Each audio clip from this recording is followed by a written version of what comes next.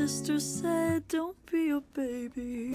Someday you'll have something real to lose. I can't help the way I feel, 'cause for me, oh, this was real. Oh, every kind of trouble, standing tall. Honestly, it's trouble with anything at all. Talking to my mama, asking how I am. I don't wanna tell her I'm crying about a man. That's the trouble with having something to lose. I've been having trouble without you. That's the trouble with having something to lose. I've been having trouble without you.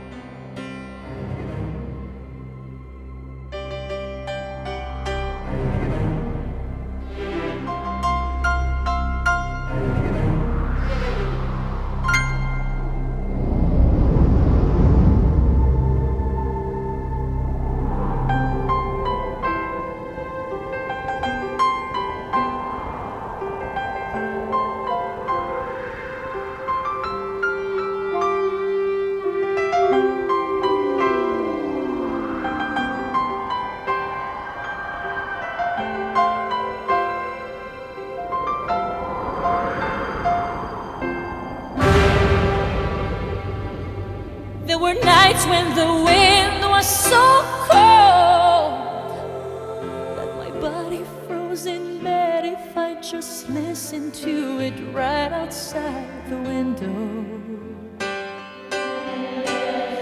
There were days when the sun was so cruel that all the tears turned to dust, and I just knew my eyes were drying up forever. I finished crying in the instant that you left, and I can't remember where or when or how, and I banished every memory you and I had ever made.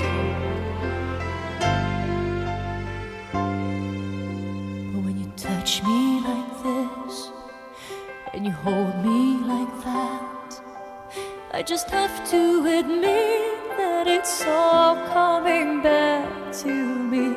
When I touch you like this and I hold you like that, it's so hard to believe, but it's all coming back to me. It's all coming back, it's all coming back to me now. There were moments of gold and there were flashes of light. There were things I'd never do again, but then they'd always seem right. There were nights of endless pleasure. It was more than any loss in love.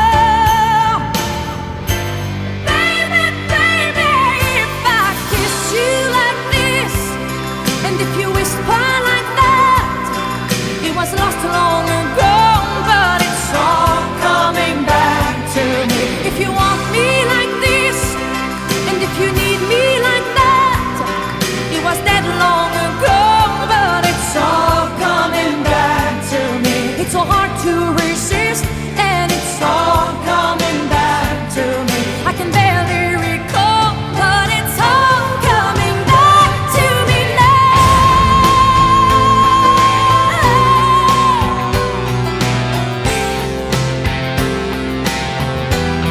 But it's all coming back.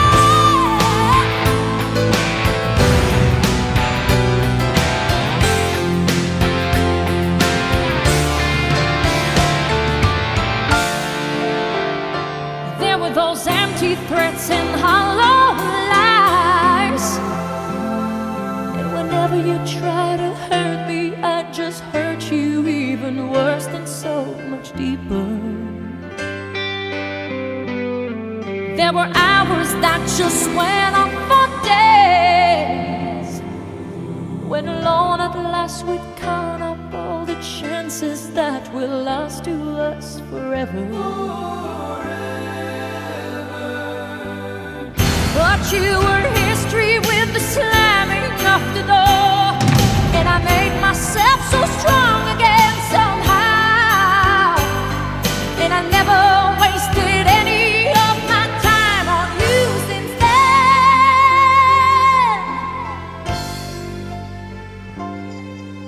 But if I touch you like this, and if you kiss me like that, it was so long ago, but it's all coming back to me. If you touch me like this.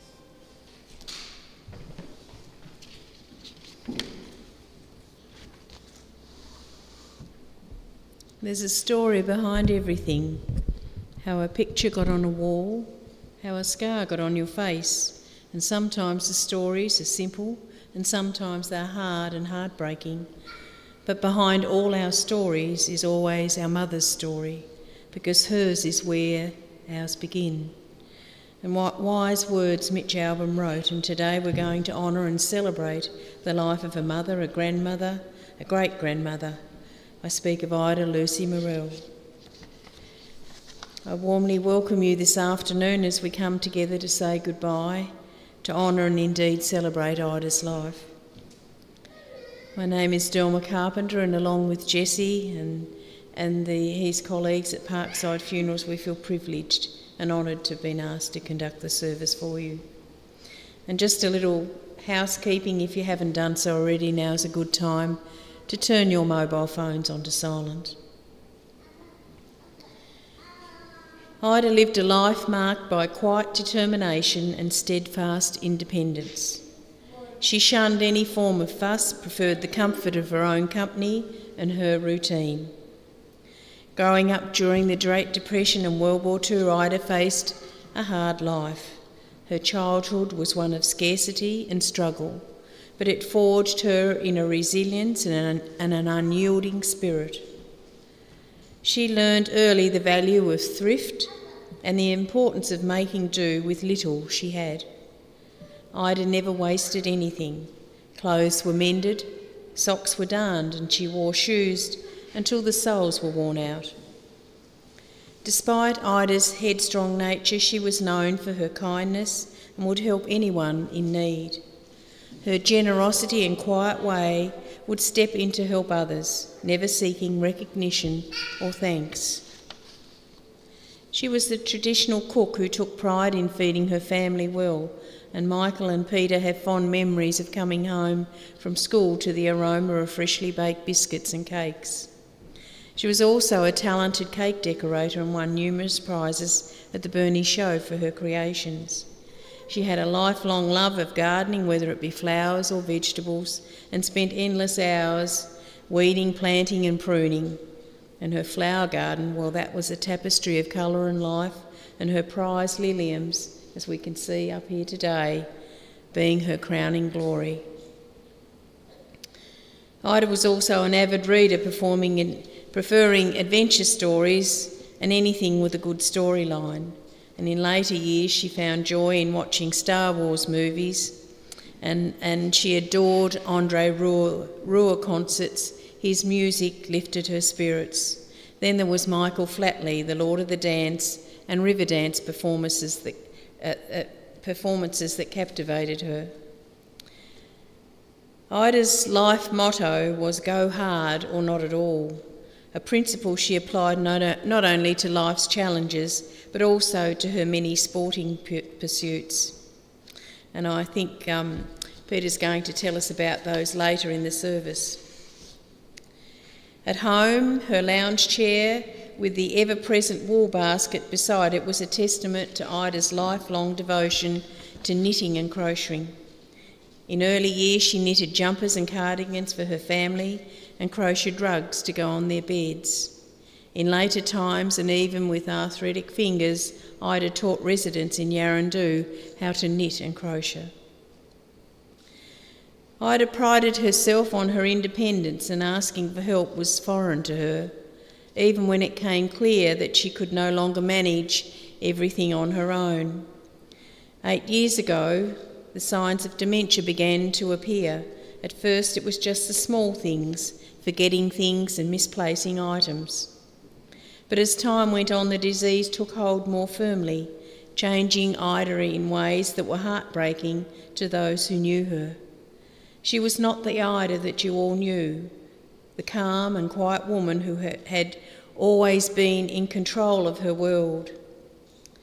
In September last year, Ida went to live at Yarrandoo for the extra care that she needed. At the age of 95 years, Ida sadly passed away on the 4th of July 2024. She'll be missed by many people, but none more so than her family. She was a loving mother to Peter and Michael, and mother-in-law to Marie and Lorraine, an adored nana of Rebecca, Neil, Jasper and Jake, Malaya, Albie, Ben, Eloise and Alexia.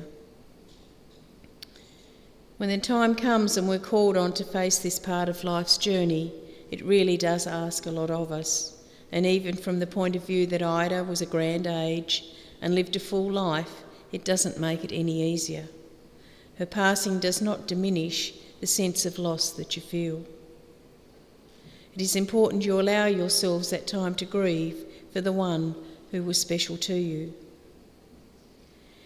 Today, as we pay tribute to Ida and sharing this time remembering her, this is the first step in that process.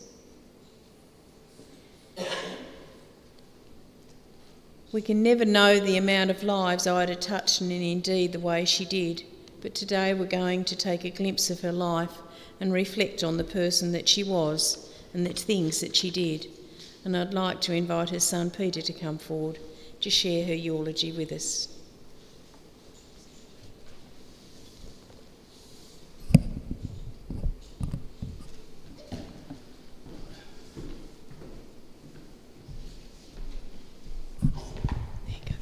Sort of.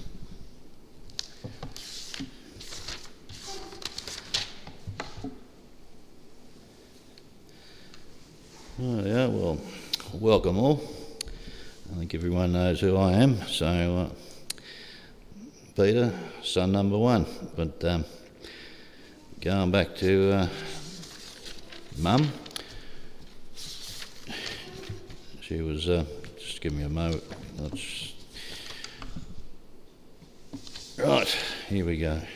I'll just go back to my rough notes before I tidy them up. It's just a mess when I've originally was putting my thoughts down. But anyway, Ida Lucy Morrell and Nee Brown.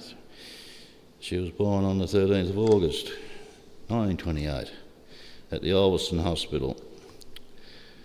Two parents, Walter and Olive Brown, and Olive's maiden name was King. So from there on, we'll run through Mum's life as best we can. Her early schooling was done at the big house at Groom's Slip. I think everyone knows where that is, and Penguin. And her later schooling was done at Ulverston, at the Nuns, and she caught a train there and back each day, to and froing.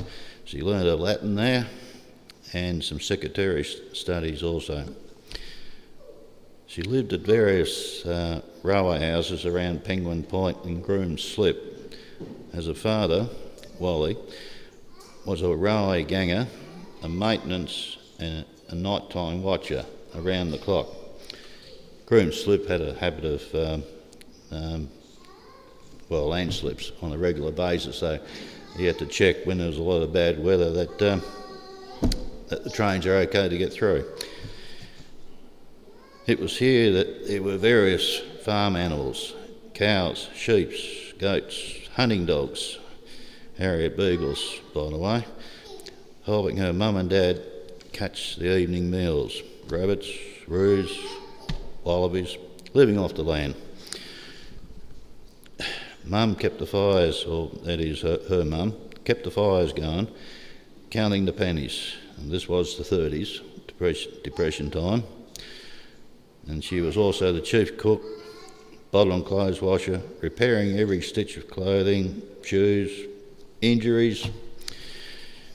And fishing was another one, was a constant, with bamboo rods off the rocks and deep pools around that area. Plus the fish traps, made many moons ago by probably the very first people that came there. The weekends were usually busy, with plenty of relatives and friends visiting. To name a few, Kings, Browns and Keatings, I think Shepherd's got a mention there somewhere, to name a few. Another move to Wivenhoe in the early 40s, another railway house at the Bass Highway. Both Ida and June completing school studies in Burnie. During the school holidays sometimes she went to Deloraine. Friends of the family had a farm there with horses, with many more adventures. And moving on, she took up hockey, tennis, badminton. She was a good swimmer. Bike riding, just about anything competitive in sport to try to be the best at something. She wore the scars and the broken bones that came with her competitive spirit. Worse to come, give me a moment, worse to come when she rode racing carts down Mount Street. When she started with Repco, originally hired as a secretary. More injuries, broken bones here. She regularly rode and pushed herself on that racing bike, a birthday present from her dad one time. and she used to ride with her pals anywhere along the coast, anywhere between Ulverston and Wynyard.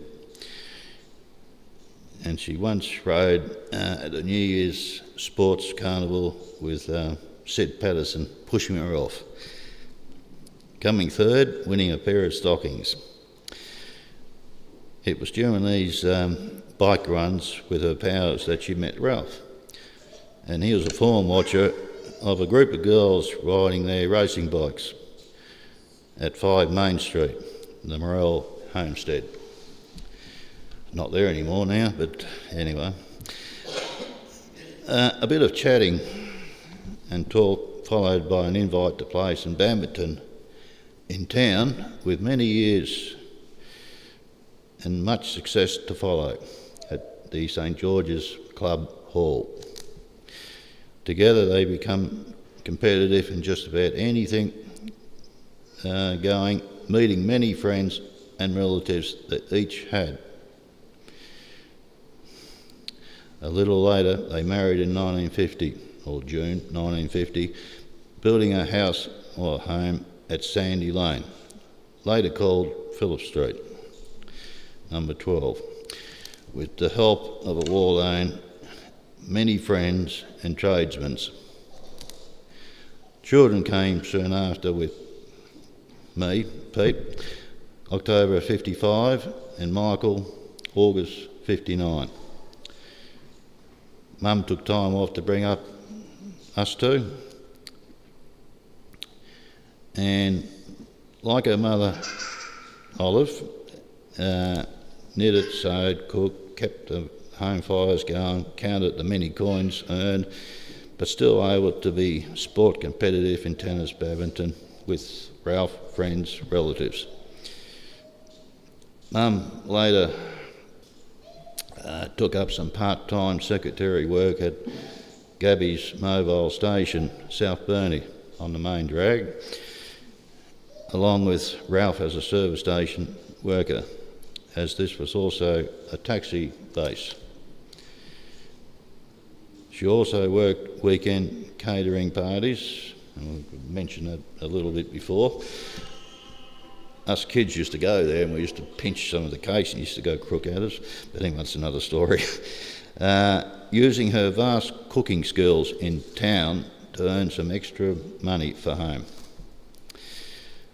A regular member of the CWA, she entered sometimes in the Burney show, and we've mentioned that already, but yeah, she always thought her lot were better than what was out there, but she did win some prizes.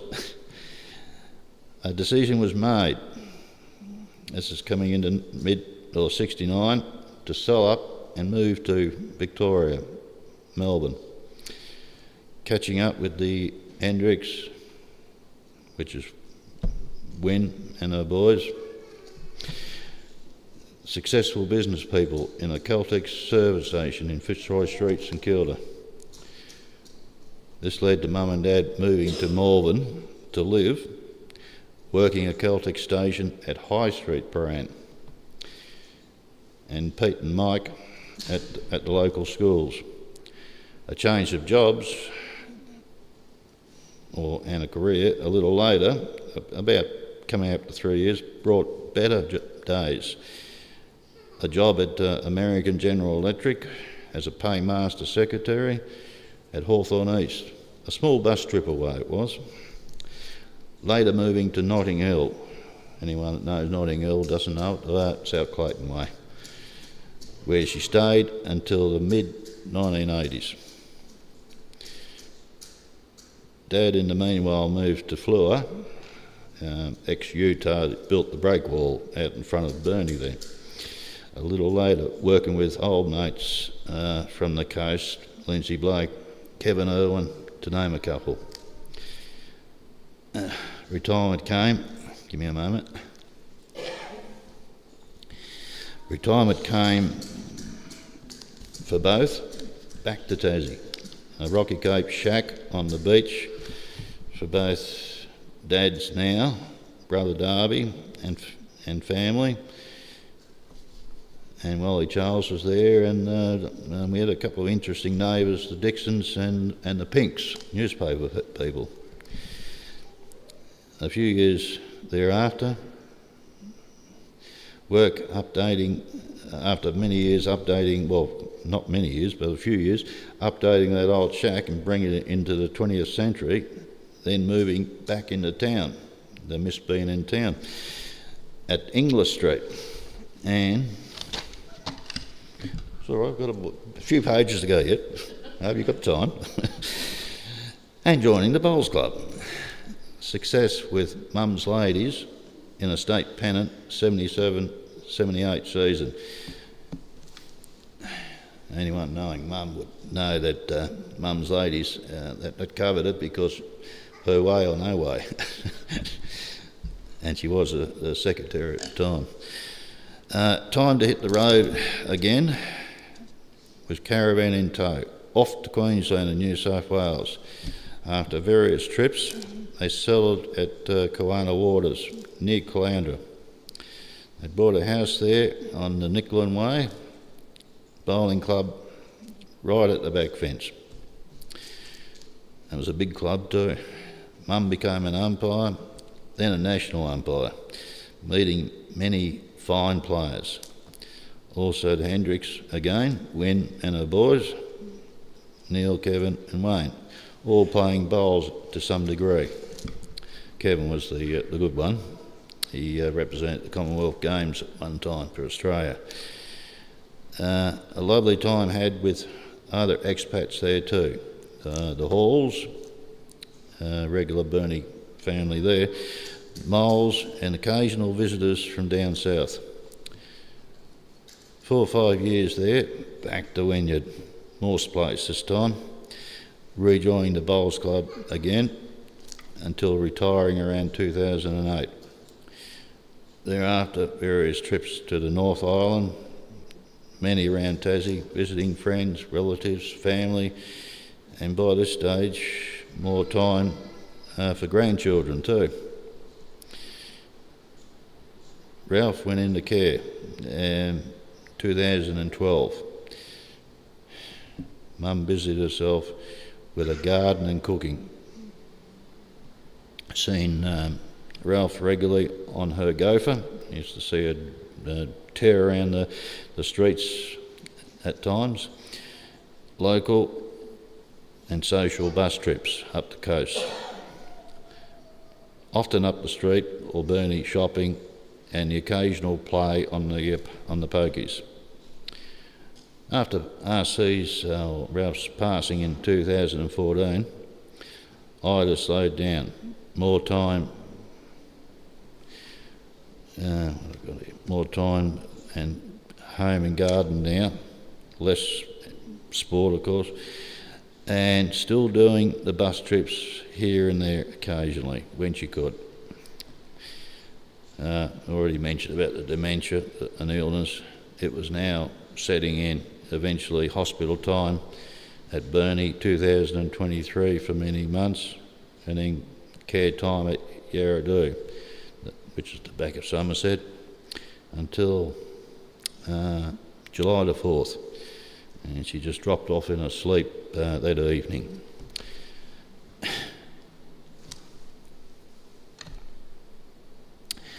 Anyway, so ends a wonderful full life in brief, with much more to tell.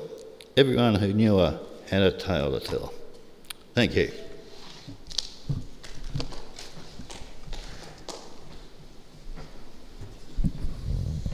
Thank you, Peter.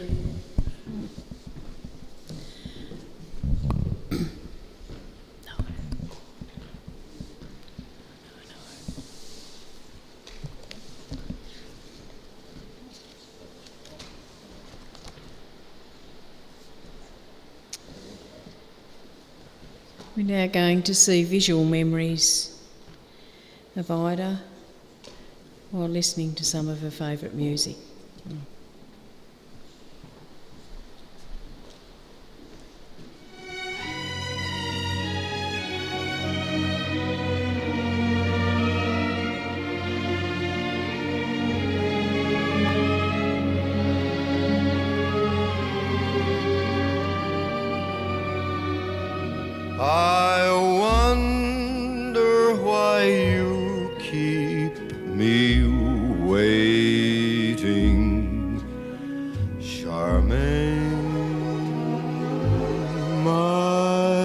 Charmaine.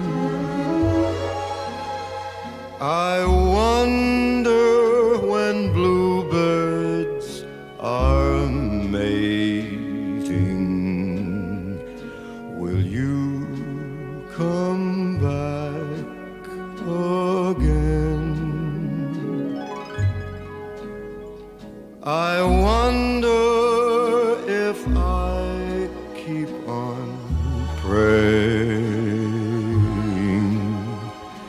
will our dreams be the same? I wonder if you ever think of me too. I'm waiting, my Charmaine, for you.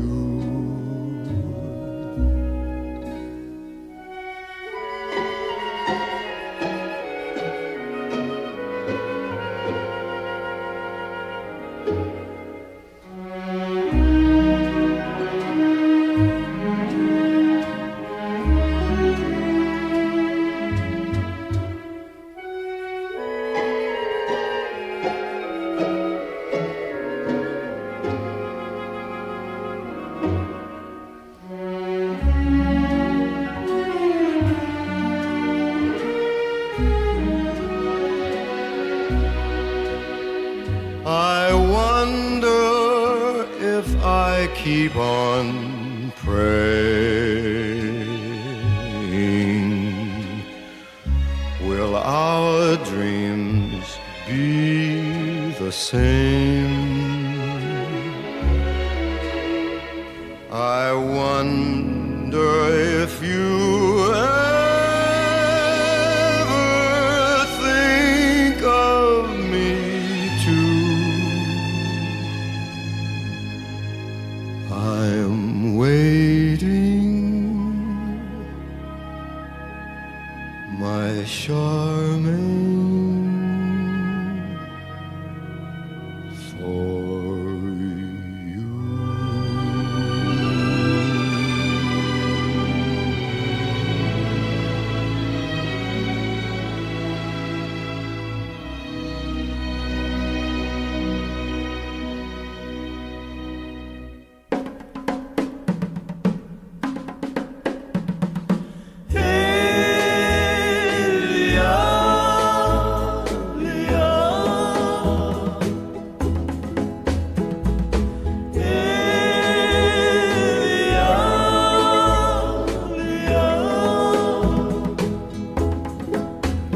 Here I go, from the hut to the boat to the sea, for Leah. I gotta go diving in the bay, gotta get a lot of oysters, find some pearls today, to make a pretty necklace for Leah. Leah.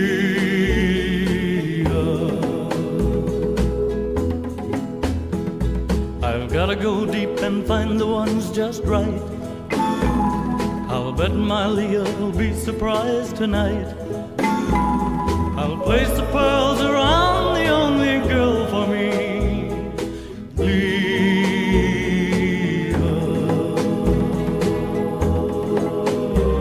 But something's wrong, I cannot move around. My leg is caught, it's pulling me down. But I'll keep my hands shut tight, for if they find me, they'll find the pearl for Leah. And now it's over, I'm awake at last. Oh, heartaches and memories from the past.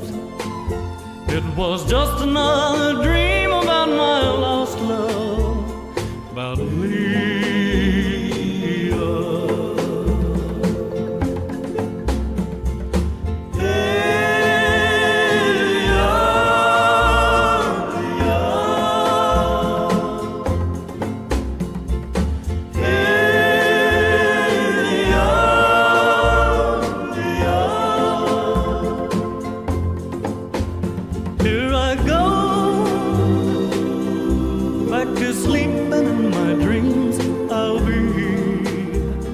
with Leah, Leah, Leah.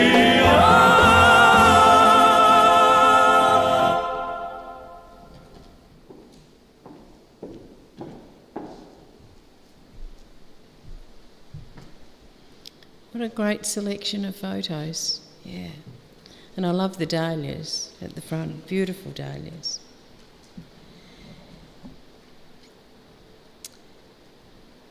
The family have asked me on their behalf to sincerely thank the following people, and I hope I pronounce this correctly. Dr. Pervez,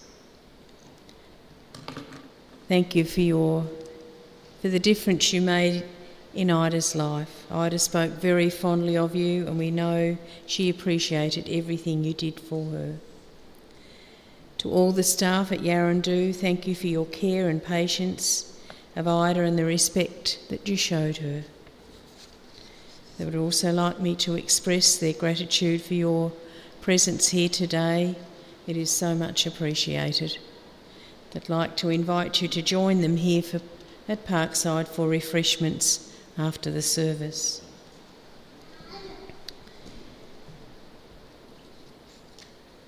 As we near the end of the service, we give thanks for Ida's life. Ida's life was a testament to resilience, kindness, and the fierce determination to live fully. Ida's legacy will be carried through the memories of those who knew her, remembering a woman who faced life's challenges with unwavering strength, never wasted a moment, and always went hard, never half-heartedly.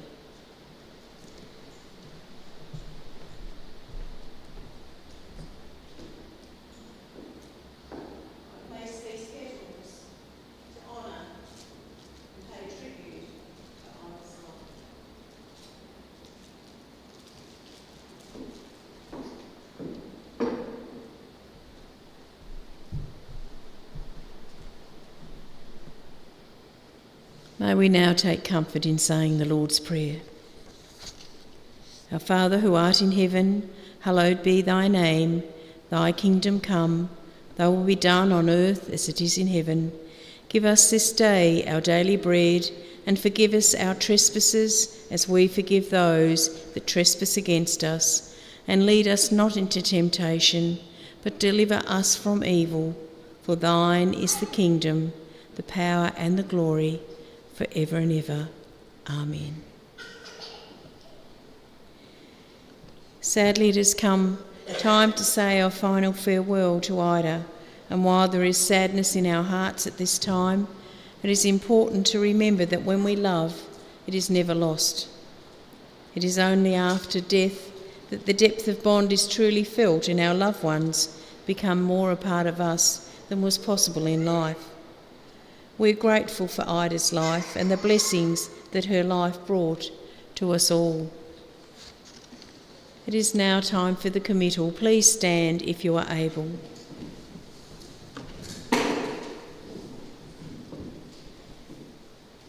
With love and appreciation, we commit the body of Ida Lucy Morrell to the purifying elements and ultimately to the Mother Earth, from which all things come and to which all things in life return. We take comfort in knowing that Ida goes to be with Ralph and other loved ones that have gone before her. In the words of Mark Twain, warm summer sun, shine kindly here. Warm southern wind, blow softly here. Green sod above, lie light, lie light. Good night, dear heart. Good night, good night. May you rest in perfect peace, Ida, with our love.